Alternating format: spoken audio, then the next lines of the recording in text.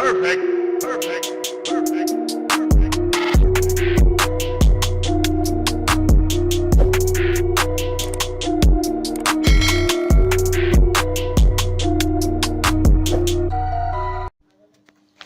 लेकिन उस वक़्त मेरी हैरत की इंतहा न रही जब कार तकिया आकाश से ज़मीन पर उतर आया। अब मरघट पर छाई हुई तारीकी का दम उखड़ चुका था। कार तकिया और गणेश जी के वजूद हर तरफ अपनी रोशनी बखेर रहे थे। मैंने कार तकिया को वैसा ही पाया जैसे तस्वीरों में देखा था। उसने शमशान भूमि की ज़मीन पर कदम रखते ही फूंकें मारना शुरू कर दी। वो फूंकें ऐसी थी जैसे हवाओं के झक्कड़ चल रहे हों। इन हवाओं का रुख सरंगा की तरफ था। पलक झपकते में तड़पती हुई सरंगा का कर्ब खत्म हो गया और अब वो खड़ी हो गई। जाओ गणेश, यहाँ से चले जाओ। सरंगा मुझे बहुत अजीज है। ये कार तकिया का एतराफ़ था। इस कार रतिया का एतराफ़ जिसके बारे में यकीन किया जाता था कि उसे औरतों का साया भी नागवार गुजरता है। ये तुम कह रहे हो कार तकिया? गणेश जी की हैरत हक बजानब थी। हाँ, ये मैं कह रहा हूँ, तुम जो औरतों से नफरत कर रहे हो। हाँ, लेकिन सरंगा की बात कुछ और है। उसने मुझे मोहब्बत के जज्बे से आशना करा दिया है। बहुत खूब, गणेश जी ने तंज किया। देवताओं पर जब ये इंकशाफ होगा तो वे यकीनन बहुत खुश होंगे। मैं जानता हूँ मुझे शिव जी महाराज के आताब का निशाना बनना पड़ेगा, लेकिन मैं सरंगा की खातिर सब कुछ बर्दाश्त कर सकता हूँ। ठीक है, गणेश जी का सर हिलने लगा। मैं यहाँ से तुम्हारी ख्वाहिश के मुताबिक चला जाऊँगा, लेकिन शर्त यह है कि सरंगा भी चली जाए। मैं इस मनुष्य को हलाक किए बगैर नहीं जाऊंगी। सरंगा ने मेरी तरफ इशारा किया। वो बहुत बफरी हुई थी। उसकी आंखों की चमक लौट आई थी और चेहरे पर छाई हुई मरवनी का खात्मा हो गया था। ये नामुमकिन है, तुम इसे हलाक करो, गणेश जी ने दावा किया। नहीं गणेश, कारतकिया ने अजहारे ख्याल किया। मुमकिन तो हर वो बात है जो सरंगा की जुबान से निकल जाए। कारतकिया, ऐसा झगड़ा मत खड़ा करो कि देवताओं की दुनिया में हलचल मच जाए। कोई हलचल नहीं मचेगी। तुम यहाँ से चले जाओ। ये नामुमकिन है। गणेश फिजार कारतकिया के गुस्से से थरथरा गई। मैं इस मनुष्य को सरंगा के रहमो करम पर नहीं छोड़ सकता। तो मुझसे टक्कर लेगा। अगर मुझे मजबूर किया गया तो ज़ाहिर है कि ऐसा ही होगा। मत भूल कि मैं जंग का देवता हूँ। तू भी ये ना भूल कारतकिया कि मैं माँ का लाडला हूँ। वो मुझसे ज़्यादा मुझे चाहती है। गणेश, कारतकिया का गुस्सा तूफान बनकर उमड़ने लगा। बेहतर होगा कि तू सरंगा को लेकर यहाँ से चला जा। ये नामुमकिन है। सरंजा, मुझे जो कुछ करना है कर डाल। मैं देखता हूँ कि गणेश तुझे कैसे रोकेगा। मेरे दिल की अब ये हालत थी जैसे छलांगे लगा रहा हो। जिस्म पसीने में डूब चुका था। जो वाकयात पेश आने को थे उनके तसव्वुर ही से मेरी जान निकली जा रही थी। दुनिया के एक हैरत अंगेज तरीन जंग का आगाज होने वाला था। वो अजीम देवता एक दूसरे से टकराने वाले थे। एक औरत देवताओं में भी फसाद का बीज बो चुकी थी। इनका मेरे सर पर बैठी तवज्जो और दिलचस्पी से ये सब कुछ देखती रही। उसका चेहरा मुसल्लत से गुलनार हुआ जा रहा था। खुद उसी के कौल के मुताबिक आज वही कुछ हो रहा था जो वो चाहती थी। इनका मेरे सर पर बैठी बड़ी तवज्जो और दिलचस्पी से ये सब कुछ देखती रही। उसका चेहरा मसर्रत से गुलनार हुआ जा रहा था। खुद उसी के कौल के मुताबिक वही कुछ तो हो रहा था। सरंगा ने बड़ी खतरनाक नजरों से मेरी तरफ देखा और जमादार गोपाल एक आस बांधे हुए उसकी तरफ देखता रहा। वो मेरी तरफ कदम बढ़ा चुकी थी। अब वो क्या करेगी, मैं ये समझने से कासर था। उसके हुस्न जमाल की हशर सामानी तो अब दम तोड़ चुकी थी। मैं उसके सहर से आज़ाद हो चुका था। उसे मेरी हलाकत के लिए कोई और ही हरबा इस्तेमाल करना पड़ता। लेकिन इससे पहले कि वो कुछ कर गुजरती, गणेश जी की सूंड बड़ी तेज से लहराई और जनाटे की एक ऐसी गूंज पैदा हुई जैसे कोर लहराया हो। सरंगा सूंड की जिद पर थी और खौफ से उसका रंग बदल चुका था। वो सूंड इसके जिस्म पर पड़ने का मतलब ये था कि इस तरफ से उसका जिस्म मीलों दूर जाकर गिरेगा और टुकड़े टुकड़े हो जाएगा। लेकिन इससे पहले कि कोड़ी की तरह लहराती हुई सूंड उसके जिस्म पर पड़ती, फिजा में एक तड़ाका सा हुआ। तड़ाके की ये आवाज कार तकिया के बाएं हाथ की जुम्बश से हुई थी। उसके साथ ही आसमान से हजारों बर्छियां गणेश के बाएं हाथ की जी की सूंड पर बरस पड़ी।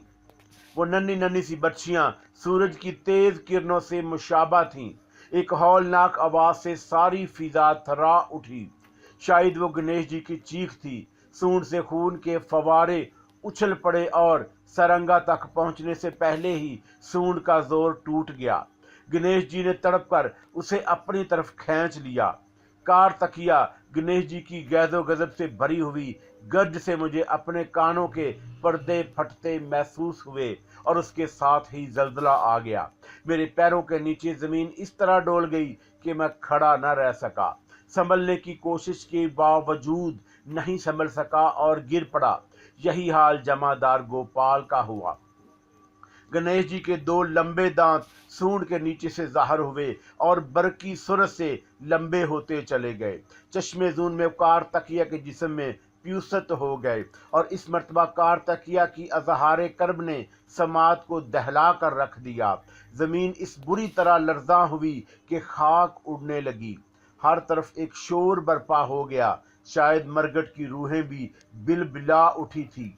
जमीन की जुम्बश से मैं एक तरफ लड़कता चला गया। दुनिया के सबसे अजीबो गरीब जंग नुक्ता का आगाज कर चुके थी। वो देवता एक दूसरे को जख्मी कर चुके थे। मुझे ऐसा महसूस होने लगा जैसे कोई बेहानक ख्वाब देख रहा हूँ।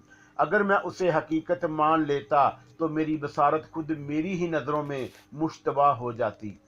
गणेश जी और कार्तिकेय ने एक दूसरे पर शदीद हमले शुरू कर दिए। शिव की औलाद आपस में बरसरे पेकार थी। कभी एक तरफ से शोले बरसते तो कभी दूसरी तरफ से बिजलियां कड़कती। हर तरफ एक हशर बर्पा हो गया। कान पड़ी आवाज सुनाई नहीं दे रही थी। रूहें बिलबिला बिलबिला कर मरगट से भाग रही थी। देवताओं की जंग कोई मामूली जंग तो नहीं हो सकती थी। हर एक अपनी पूरी ताकत की आजमाइश में लगा हुआ था। इसके नतीजे में हर शय डेरा जबर हुई जा रही थी। खसो खाशाक का एक तूफान फिजा में फैल चुका था। अब मुझे कोई चीज भी दिखाई नहीं दे रही थी। न गणेश जी, न कार्तिकेय, सरंगा, न जमादार गोपाल। सारी कायनात जैसे सिर्फ आवाजों पर मुश्तमिल रह गई। खौफनाक आवाजें जिनको सुनने के बाद मुझे बहरा हो जाना चाहिए था। कार्तिकेय और गणेश जी का अजहारे कर्ब किसी बेहानक तूफान की तरह फट पड़ता था। सरगट की जमीन में जगह जगह और दरारें और शगाफ पड़ गए। जल्जला बार बार आ रहा था और मैं बार बार इधर से उधर लड़क फिर रहा था। उस वक्त मेरी हालत ये थी कि खाक धूल में बुरी तरह फिट चुका था। अगर कोई मुझे देख लेता तो मरगट का भूत ही समझता। इस बेहानक ख्वाब का सिलसिला कब तक दराज होता रहा मैं यकीन से नहीं कह सकता। हाँ, बस इतना जानता हूँ कि इस हंगामे को फर्द करने वाली हस्ती शिव जी महाराज की थी। शिव के अलावा कोई इस जंग को रोक भी नहीं सकता था। किसी में इतनी ताकत है कि देवताओं के टकराव में हाइल हो सके। गणेश और कार्तिकेय के टकराव से ऐसी ही क़यामत बर्पा हुई कि शिव अपनी आंध से चौंक कर दौड़ा चला आया। उसकी सवारी इस शान से मरगढ़ की जमीन पर उतरी कि वो बैल पर सवार था। उसके चारों हाथ में से एक में डमरू और दूसरे में तरसोल था। निचले दोनों हाथ खाली थे। गले में पड़ा हुआ खौफनाक सांप लहरा लहरा कर फुंकारे मार रहा था। शिव ने खोपड़ियों की माला भी पहन रखी थी और तीनों आंखें गुस्से से सुर्ख हो रही थी। जैसे ही उसकी सवारी फिजा में नजर आई थी, गणेश और कार्तिकेय घबरा कर साकत हो गए थे। यही वजह थी कि जब शिव की सवारी जमीन पर उतरी तो खाक और धुआं का तूफान बैठ चुका था और हर चीज नजर आ रही थी। मैंने सबसे पहले कार्तिकेय और गणेश ही को देखा। वो दोनों ही जख्मों से चूर नजर आ रहे थे। जमीन काफी दूर तक उनके खून से सुर्ख हो चुकी थी। मैंने खुद को भी उस खून में लुथड़ा हुआ पाया। यही हालत जमादार गोपाल की भी थी। हाँ, अलबत्ता सरंगा का हाल हम दोनों से मुख्तलिफ था। वो जैसी थी वैसी ही अब भी नजर आ रही थी। शिव जी को देखकर उसके चेहरे पर संजीदगी के तासर बहुत गहरा हो गया था। कारतकिया शिव जी के अंदाजे मुखातिब में बिजली की सी कड़क थी। तूने जो कुछ किया है अच्छा नहीं किया। गणेश ने मेरे साथ ज्यादती की है महादेव। किसने किसके साथ ज्यादती की है इसका फैसला आकाश पर होगा। तुम दोनों को मुजरिमों की तरह यहाँ से ले जाया जाएगा। तुम्हारे साथ सरंगा और ये दोनों मिनश भी होंगे। मैं अक्लो दानिश के देवता पर हैबत को बुलाऊंगा कि वो इस मुकदमे का फैसला करे। शिव ने अपने डमरू को हरकत दी और उसकी आवाज फिजा में गूंज उठी। चंद लम्हे गुजरे होंगे कि फिजा में घोड़ों की हिनहनाहट गूंजी और एक आसमानी रथ बादलों को चीरता हुआ शमशान भूमि में उतर आया। उस रथ में छोटे छोटे देवताओं का एक दस्ता सवार था। उन्होंने शिव जी के हुक्म से गणेश और कार्तिकेय को अपनी हिरासत में ले लिया। फिर शिव जी ने मेरी और जमादार गोपाल की तरफ भी इशारा किया। ये वो पहले ही कह चुका था कि दोनों मिनश भी आकाश पर लेकर जाएंगे। मैंने घबराकर इनका की तरफ देखा। वो अभी तक हरकत में नहीं आई थी। मेरी दानस में तो ड्रामा अपने क्लाइमैक्स पर पहुंचकर खत्म भी हो चुका था। फिर अब इनका किस बात की मुंतजिर थी। मेरी नजरात की तवक्कात को महसूस करके वह मुस्कुराई और बोली, अभी नहीं सोहराब जी, कुछ देर और इंतजार करो। छोटे देवताओं ने मुझे और जमादार गोपाल को पकड़कर आसमानी रथ में सवार कर दिया। हम दोनों के बाद सरंगा की भी बारी आई। जमादार गोपाल पर गशी सी तारी होने लगी। उस रात मरगट की रूहों ने देवताओं की एक लर्जाखेज जंग देखी थी और फिर उन्होंने ये भी देखा कि देवताओं का वो काफिला शमशान भूमि से रुखसत हो रहा था। आगे आगे शिव जी का बैल और पीछे पीछे आसमानी रथ था। ये सब कुछ ऐसा नहीं था कि इस पर हकीकत का गुमान किया जा सकता। दुनिया के किसी आम आदमी ने शायद ही ये मनाजर देखे हों। मेरे दिमाग में भी बार बार ये ख्याल कुल बुलाने लगता कि मैं ख्वाब देख रहा हूँ। रथ की रफ्तार इतनी तेज थी कि मैं उसे बर्दाश्त नहीं कर सका और मुझ पर गशी तारी होती चली गई। फिर जब कुछ देर मेरे हवास बहाल हुए तो मैंने खुद को देवताओं के हजूम में पाया। ये गालिबन शिव का दरबार था। छोटे बड़े सभी देवता वहाँ मौजूद थे, क्योंकि आज देवताओं की तारीख का सबसे अजीबो गरीब मुकदमा दरपेश था। मैंने हिंदुओं के इन तमाम देवताओं को देखा जिनकी कहानियाँ किताबों में महफूज हैं। गणेश और कार्तिकेय मुजरिमों की तरह सर झुकाए खड़े हुए थे।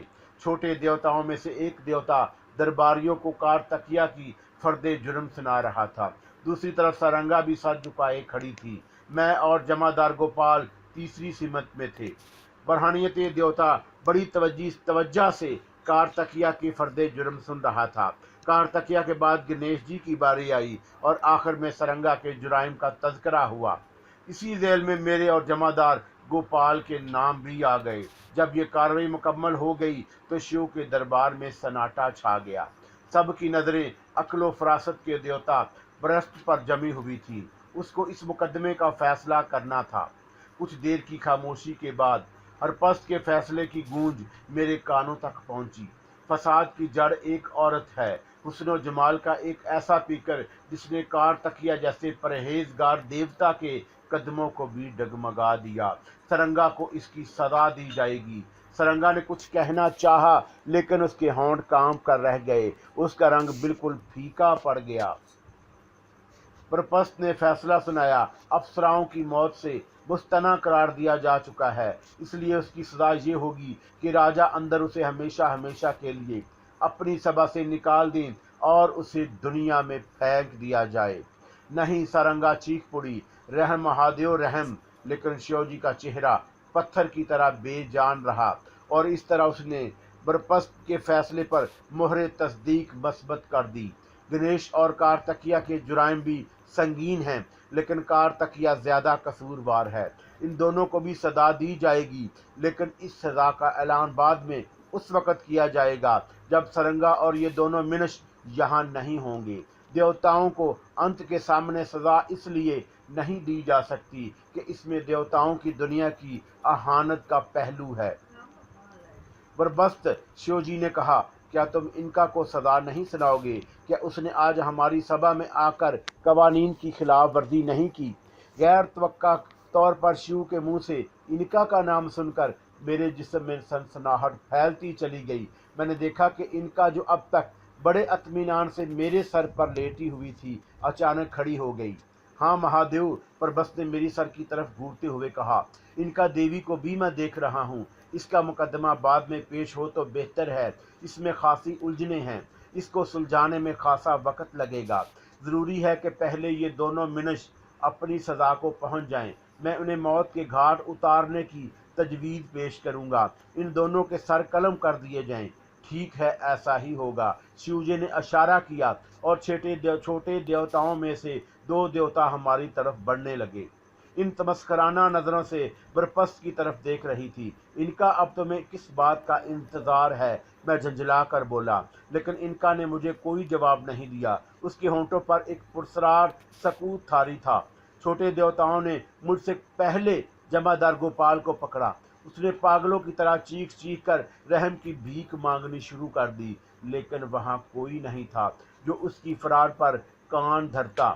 कुल्हाड़े से उसकी गर्दन मार दी गई। सुर्ख सुर्ख लहू शिव के दरबार में फैल गया और उसके बाद दोनों देवता मेरी तरफ मतवज्जा हुए। अब मेरी सांसें बहुत तेजी से चलने लगीं। मौत मेरे सर पर पहुंच चुकी थी। खौफ के इस आलम में भी मुझे इनका पर गुस्सा आने लगा। क्या वह मेरा सर कटवाने के बाद हरकत में आएगी? अमीक देवता ने कुल्हाड़ा संभाला और दूसरे ने मुझे जकड़ लिया। उसकी गिरफ्त इतनी सख्त और मजबूत थी कि मैं खफीफ सी हरकत भी नहीं कर सकता था। कुल्हाड़ा बुलंद हुआ और मौत का भयानक तासर मेरी आंखों के सामने रक्स करने लगा।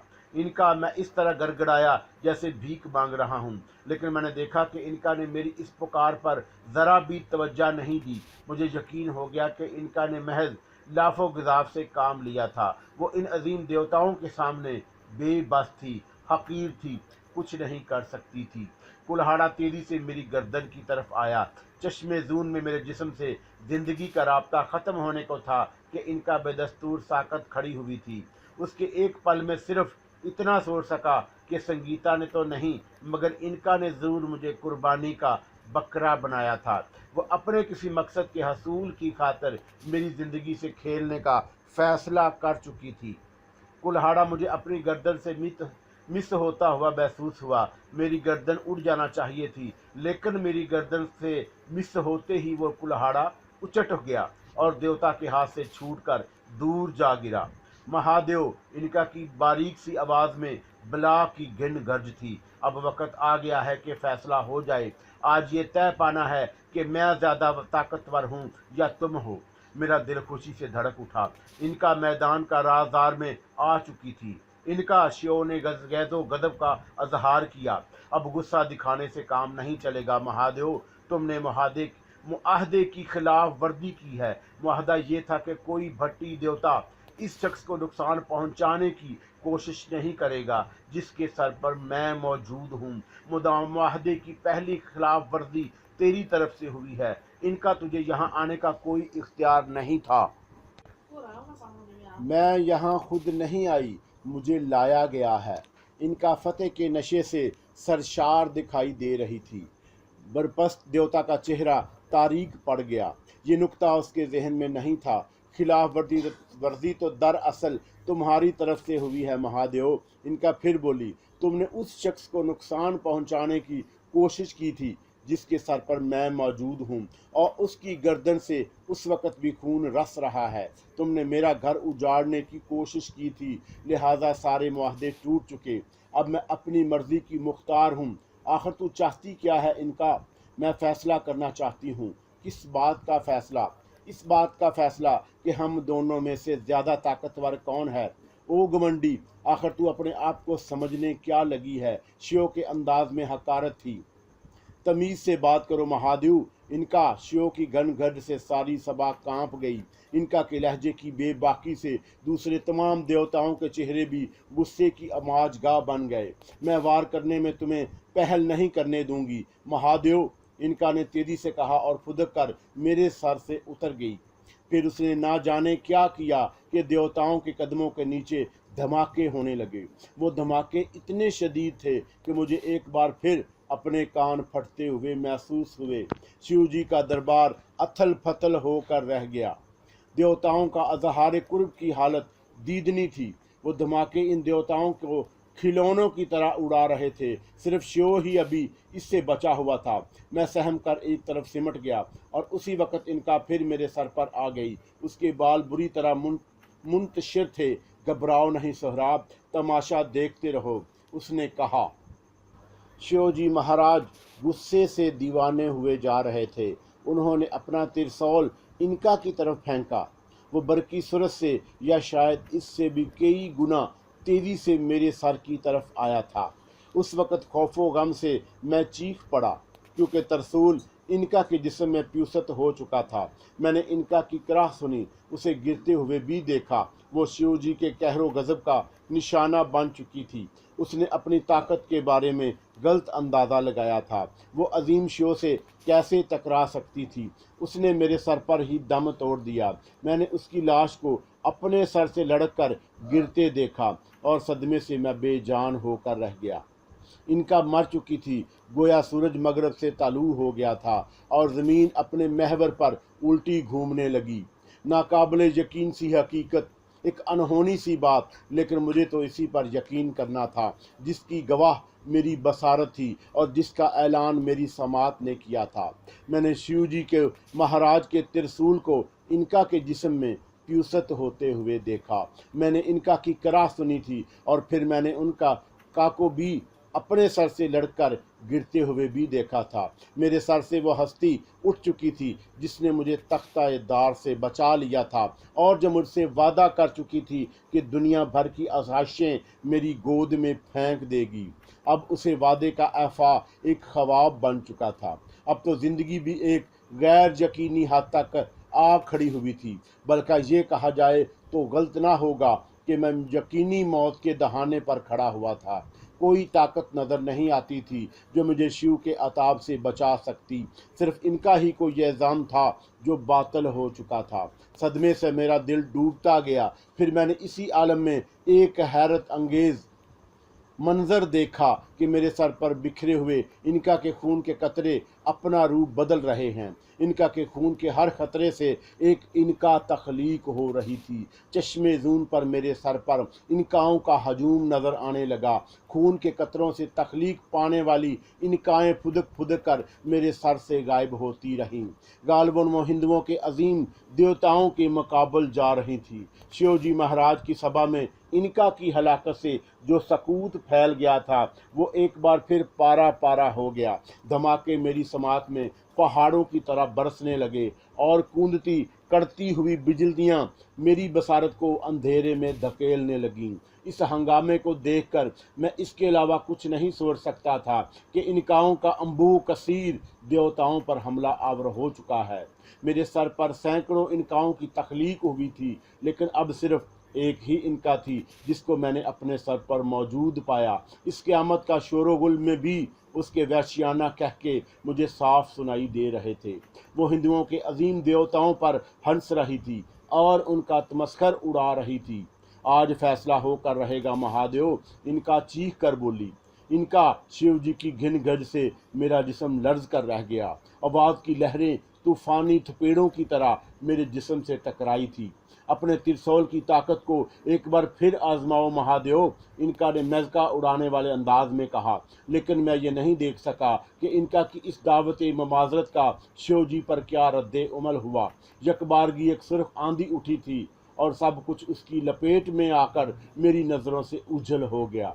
मुझे सारी दुनिया ज़ैरो ज़बर होती महसूस हुई। इनका ने जो दावा किया था उस पर ये हालात मोहरे तस्दीक कर रहे थे। इनका ने यही तो कहा था कि जब वो खुलकर मुकाबले पर आएगी तो एक आलम ज़ैरो ज़बर हो जाएगा। मुझे हैरत थी कि मैं अब तक क्यों कर बचा हुआ हूँ। मुझे भी इस हंगामे की ज़िद में आ जाना चाहिए था। गो कि मैं इस हौलनाक जंग में कोई फरीक नहीं बन सकता था, लेकिन घियों के साथ घिन भी तो पिस जाता है। फिर आखिर मैं कैसे बचा रहा। क्या हुआ इनका की ताकत थी जिसने मुझे बचाए रखा। यकीनन वो इनका ही थी, इनका जो आज एक बहुत बड़ी ताकत बनकर उभर रही थी। कहानियाँ का वो मामूली सा किरदार आज अजमत व जबरूत की लाफानी मसाल बनने वाला था। इस शदीद हंगामे से मेरे असाब इस बुरी तरह मुतासर हुए कि मुझ पर गशी तारी होने लगी। मैंने खुद को संभालने की हत्तलवासा कोशिश की, मगर कामयाब नहीं हो सका। वो हंगामा, वो शोर अब मुझे बहुत दूर सुनाई दे रहा था। ये फासला बढ़ता ही चला गया। सन्नाटा, खामोशी मुझे अपने लपेट में लेती चली जा रही थी। आगाही और बेखबरी के दरमियान में वक़्त ने कितना फासला तय किया, इसका जवाब दुनिया आम हालात में तो मुश्किल ही होता है, लेकिन जब रात की स्याही दिन की सफ़ेदी से मगलूब हो चुकी तो बात बिल्कुल वाज़े हो जाती है कि मैंने अपनी आँखों पर सूरज की किरणों को मचलता हुआ महसूस किया। मैं अब आसमान पर नहीं बल्कि नर्मोगदाज बिस्तर पर लेटा हुआ था। मेरी निगाहों ने कमरे के दर्द व दीवार से आशनाई महसूस की, और जब जहन की सतह से गनूदगी का तासर बिल्कुल ख़त्म हो गया तो मैंने जान लिया कि मैं संगीता के महल में था। मैंने बाएं जानब सर घुमाया तो मुझे संगीता भी नज़र आ गई। वो करीब ही एक आरामदा कुर्सी पर नीम दराज सो रही थी। आज पहली मर्तबा उसे देखकर मुझे कुछ ऐसा महसूस हुआ जैसे गुलाब मुरझा गया हो। वो कुछ उजड़ी उजड़ी सी नज़र आ रही थी। ख्वाब के आलम में भी गम अंदा का गहरा तासर उसके चेहरे पर मंजमंद नज़र आ रहा था। फौरी तौर पर उसके बदले हुए हाल जार का तज्जिया नहीं कर सका। मैंने अपने सर की तरफ ध्यान दिया, लेकिन इनका नज़र नहीं आई। रात के सारे वाक़यात मेरे जहन के पर्दों पर मुनअक्स होने लगे। एक तज़ब्ज़ब सा था कि अपने ख्वाब समझूं या हकीकत, कहानी समझूं या वाक़या। तुम्हें होश आ गया सोहराब? संगीता की आवाज़ सुनाई दी। मैंने चौंक कर फिर उसकी तरफ सर घुमाया। अब वो कुर्सी पर सीधी होकर बैठ चुकी थी। आंखों में सुर्ख सुर्ख दौरे तैर रहे थे। पलकों पर नमी सी नज़र आने लगी। गहराई पे बड़ा मखमूम सा तासर महसूस किया जा सकता था। मुझे यूं लगा जैसे इनका अनख आँखों से अश्कों की बारात गुजर चुकी हो। वो सुर्ख सुर्ख डोरे महज शबे बेदारी का रद्द अमल तो नहीं हो सकते थे। मैंने गौर से उस पस मुर्दा फूल को देखा और फिर आहिस्ता से बोला, क्या तुम पर कोई अलमिया गुजर चुका है? अलमिया सा अलमिया, संगीता ने भर्राई हुई आवाज़ में कहा। जी चाहता है कि ज़िंदगी को अपने हाथों से मौत की झोली में डाल दिया जाए। क्या तुम जमादार गोपाल से हार चुकी हो? मैंने तो उसका सर कलम होते हुए देखा था। क्या मैं उसे ख्वाब समझ लूँ? काश वो ख्वाब होता, संगीता ने ठंडी सांस लेकर कहा। ओह, तो वो सब कुछ हकीकत ही सी, एक अलमिनाक हकीकत, संगीता ने जवाब दिया और फिर खड़ी होती हुई बोली, अब मैं अपने कमरे में जा रही हूँ। मुझे सिर्फ इस बात का इंतज़ार था कि तुम्हें होश आ जाए। मैं संगीता से बहुत सी बातें पूछना चाहता था, लेकिन मेरा जहन अभी पूरी तरह मुस्तैद नहीं था। ख्वाबीदगी की कैफियत बाकी थी। इससे पहले कि मैं किसी सवाल को अल्फाज का जामा पहनाता, संगीता ने जाते जाते इस बात की तस्दीक कर दी कि मैंने जो कुछ देखा था वो हकीकत थी, ख्वाब नहीं था। इस यकीन के बाद मुझे ये उलझन लाहक होना ही चाहिए थी कि वो अर्ज़म आराई क्यों कर अपने अंजाम को पहुंची। हिंदुओं के अजीम देवताओं से इनका के टकराव ने क्या किया? सूरत हाल मुरतब की थी, कौन जीता और कौन हारा था? शिव जी महाराज ने बर्तरी कायम रखी थी या इनका ने खुद को फातेह की हैसियत से उभारा था? अगर इस वक्त इनका मेरे सर पर मौजूद होती तो मामला किसी वादा सूरत में मेरे सामने आ जाता, लेकिन इसकी अदम मौजूदगी के बाइस मैं ख्यालात की दुनिया के बरज़ख में लटका रह गया। मैंने बिस्तर से उठकर गुस्ल खाने का रुख किया। मेरे दिमाग की वसत में ख्यालात का धरा मुसलसल बहता रहा। संगीता की जार हालत भी मेरे पेशे नज़र थी और मैं इसका तज्जिया करने से कासिर था। आखिर वो इतनी मखमूम और दिल गिरफ्तार क्यों नज़र आ रही थी? इसीलिए कि आज उसके तमाम ख्वाब बिखर गए। मेरे कान में इनका की आवाज़ गूंजी।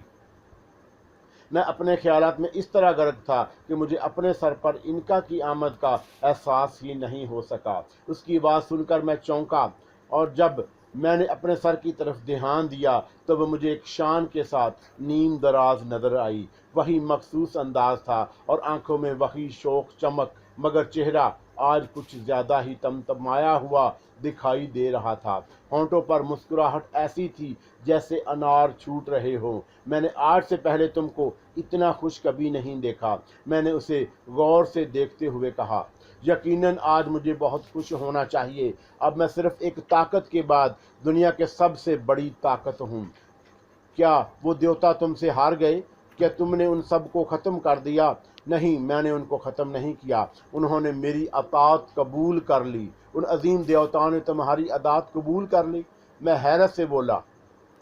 अनका बड़ी हकारत से बोली, तुम इनको क्या समझते हो? एक बहुत बड़ी कौम की रूहानियत इनसे वाबस्ता है। वो सिर्फ एक शैतानी टोला है। क्या मतलब? उस कौम ने अपनी जहालत के दौर में कुछ रसूम अकायद को अपनाया था और जहालत के दौर को बहुत पीछे छोड़ देने के बाद भी ये लोग उन्हें रसूम अकायद पर कायम हैं। इल्म खालस के लेने के बाद अब उन्हें अपने लिए सही रास्तों का तयन करना चाहिए था, मगर उन्होंने ऐसा नहीं किया।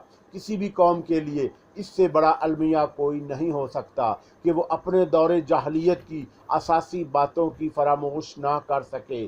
तुम्हारी बातें मेरी समझ में नहीं आ रही। मैंने उलझ कर कहा, मैं तो बहुत साफ बातें कर रही हूँ फलक शेर। मैं हैरत से बोला, हाँ। इनका ने हंस कर कहा, मैंने तुम्हारे लिए यही नाम सोचा है। क्या तुम्हें पसंद नहीं आया?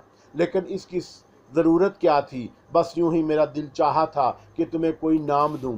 कल रात तुम आसमान की सैर कर चुके हो, इसलिए अब पूरा तुम्हारा नाम शराब फलक शेर होना चाहिए। मैंने एक तवील सांस ली और फिर कहा, खैर, तुम इन देवताओं की बातें कर रही थी। देवताओं की नहीं, शैतानों की, उनका जवाब दिया। दरअसल हुआ यूं कि उस कौम के इन पचगाना अकायद को देखकर शयातीन के एक टोले ने इनकी तख्लियाई देवताओं का रूप धार लिया है। इस तरह वो शैतानी टोला सदियों से इस कौम को गलत राहों पर लिए जा रहा है। अलहवियत से इस टोले का कोई ताल्लुक नहीं। ये इंकशाफ इतना सनसनीखेज था कि मैं इनका की सूरत तकता रह गया। मैं गलत नहीं कह रही फलक शेर। तुम खुद ही सोचो कि अगर शिव वगैरह का ताल्लुक रबानियत से होता तो क्या इस मार्के में फतह की हैसियत से मैं उबर सकती थी? मैं इस वक्त तुम्हारे सर पर मौजूद हूँ और यही मेरी फतह का सबूत है। वो तो सिर्फ शैतान है। मुझे अभी तक अपने कानों पर यकीन नहीं आया। हाँ, इनका ने जवाब दिया, सदियों से मेरी और उनकी ठनी हुई थी और हम एक मुआहदे के तहत एक दूसरे से नबर्द आजमा नहीं होते थे। मैं ताकत में भी उनसे कम थी, लेकिन गुज़श्ता अरसे में मैंने कुछ ख़ास तरीक़ों से अपनी ताकत में बेपनाह इजाफ़ा कर लिया। ये बात मैं इन शैतानों से छुपाए रखी थी और अपनी ताकत को बराबर बढ़ाती चली जा रही थी। फिर मैंने कुछ ऐसे हालात पैदा किए कि मुआहदे की खिलाफ वर्जी उनकी तरफ से हो और मैं उनसे जंग छेड़कर ये फैसला कर लूँ कि हमसे बड़ी ताकत कौन है। आखिर मैं अपने मकसद में कामयाब हो गई और कल रात मुझे गैर इंसानी दुनिया की मलका तस्लीम कर लिया गया। खूब, मैंने मुस्कुराते हुए कहा, तो फिर अब मैं तुमको रानी इनका कहा करूँगा, जो दिल चाहे। इनका ने बड़े खुशगवार मूड में कहा। संगीता का दिल शिकस्ता होने की वजह क्या है? इसके अलावा और क्या हो सकती है कि उसके अकायद की धज्जियाँ बिखर चुकी हैं। गणेश, जिसे वो एक अजीम ताकत समझती थी, जिसकी वो दासी थी, उसकी अब कोई हैसियत बाकी नहीं रही। गणेश अब मेरे सामने दम नहीं मार सकता। मुस्तकबिल में तुम्हारे क्या इरादे हैं? मैंने उसे टटोलने वाली नज़रों से देखते हुए कहा। मैं तुम्हारा मतलब समझ रही हूँ, वो मुस्कुराती हुई बोली। मुझे तुमसे जो काम लेना था वो मैं ले चुकी हूँ। अब तुम मुझे सिर्फ अपना ये वादा पूरा करना है कि तुम्हारी ख्वाहिशों को दुल्हन की तरह सजाकर तुम्हारी आगोश में डाल दूं। अब वही कुछ होगा जो तुम चाहोगे। बोलो, तुम्हें क्या चाहिए? संगीता ने तुम्हें बहुत तड़पाया है, अब तुम चाहो तो उसे भी अपनी आगोश की जीनत बना सकते हो। यकबदगी मेरे जहन को झटका सा लगा। ये तो मेरे जहन के दूर दराज गोशों में भी नहीं आया था कि अब मैं संगीता के हसूल पर भी कादर हो चुका हूँ। संगीता जो गणेश की दासी थी, जिसे अपनी ताकत पर नाज था, जो खुद को नाकाबिले तस्खीर समझती थी, लेकिन अब हालात बदल चुके थे। अब मैं उसके हुस्न और जवानी को मस्मार कर सकता था। अब उसकी दोशीदगी मेरे रहमो करम पर थी। बेशक उसके होंठों के लमस में वो जादू था जो मुझे आसूदगी की मंजिल से आशना कर चुका था, लेकिन अब मैं सिर्फ उस लम्स पर क्यों कनात करता। अब वो मेरी ख्वाहिशात के मुकाबल सर झुकाने पर मजबूर होती और मैं उसे हर अंदाज में खिलौना बना सकता था। इनका बोलती रही, अब तुम जो चाहो करो, जब तक इनका तुम्हारे साथ है तुम इस दुनिया को अपना खिलौना बनाकर रख सकते हो। लेकिन अभी शायद तुमने कहा था कि अभी भी एक ताकत ऐसी है जो तुमसे बड़ी है। वो कौन है? वक़्त आने पर ये भी जान लोगे। फ़िलहाल तुम सिर्फ अपने बारे में सोचो और अपने इर्द गिर्द के हालात का जायज़ा लो। बाकी बातों से तुम्हें कोई सरोकार नहीं होना चाहिए। मुझे सबसे पहले अपना इंतकाम लेना होगा एरज बख्तियारी से। हाँ, मैं उसको खाक चटवाना चाहता हूँ। उसने मेरी ज़िंदगी में बड़ा जहर घोला है। तुम जब चाहो ईरान का रुख कर सकते हो और ये भी मुमकिन है कि उसे यहाँ बुला लिया जाए।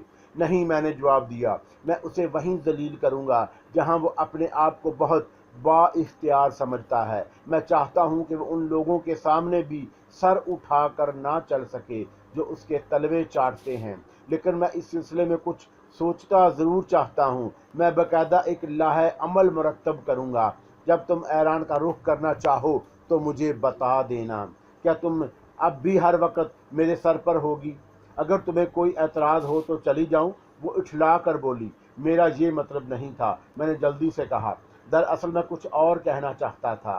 क्या तुम अब भी एक हो? क्या मतलब? वो मैंने सटपटा कर कहा, शायद इस वक्त मेरा दिमाग काबू में नहीं है। मैं ये कहना चाहता हूँ कि अब भी मैं तुम्हारे वजूद को क्या समझूं। शायद तुम अब भी अपनी बात वाज़ा नहीं कर सके। इनका खिलखिला कर हंस पड़ी। हाँ, मैंने ठंडी सांस लेकर कहा, दरअसल मैं उस वाक़े की तरफ इशारा करना चाहता हूँ जब मेरे सर पर अनगिनत इनकाओं की तख्लीक हुई। वो सब मेरे साए थे, फलक सुपर। इनका ने जवाब दिया, वो अमवार का ख़त्म होने के बाद वो सब साए मेरे वजूद में जम हो गए। लेकिन अब मैं इस बात पर कादर हूँ कि इन सायों को जब चाहूँ अपने वजूद से अलग कर सकती हूँ। वो साए मेरी ख्वाहिशात के मुताबिक होंगे। इस तरह मैं बेक वक़्त मुक़द्दस मकामात पर फ़आल रह सकती हूँ। ओह, तुम वाकई बहुत ताकतवर, बाइख्तियार और मौसर हो चुकी हो।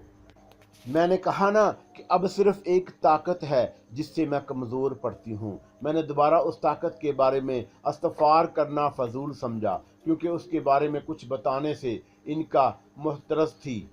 ख्यालात मेरे जहन में बिगोलों की तरह चकरा रहे थे। एक अजीब सा गरूर तकब्बुर मेरे वजूद में फैलता चला जा रहा था। मुझ में ऐसी कोई तवानाई पैदा होती जा रही थी जिसको कोंपले रूह की गहराई से फूटती है। मैं इस बात पर नाज़ा था कि दुनिया की एक बहुत बड़ी ताकत मेरी दोस्त, मेरी रफ़ीक और मेरी हमदमो हमराज है। मैंने गुस्ल करके नाश्ता किया और संगीता के कमरे की तरफ चल पड़ा। आज मेरी चाल में एक दबदबा था, एक तमकनस सी थी, जैसे सिकंदर आज़म ईरान की सरजमीन पर कदम रख रहा हो, या जैसे वर्राए अव्वल ने सरजमीन यूनान को रोंदा था। मुझे भी तो आज एक जिस्म पर फतह हासिल करना थी। मैं इस सल्तनत को रोंद डालना चाहता था जो बड़ी पुरशिकवा थी, जिसके गरूर की वसत का कोई ठिकाना नहीं था। संगीता की ख्वाबगाह के अंदर से बंद नहीं थी, इसलिए मैं दस्तक दिए बगैर दराना अंदर घुसता चला गया। संगीता अपने बिस्तर पर ऊंधी पड़ी हुई थी। मेरी आहट पर उसने चौंक कर सर उठाया। उसके शुहाबी रुखसारों पर आंसुओं की लकीरें साफ नजर आ रही थीं। मुझे देखते ही उसके चेहरे ने रंग बदला।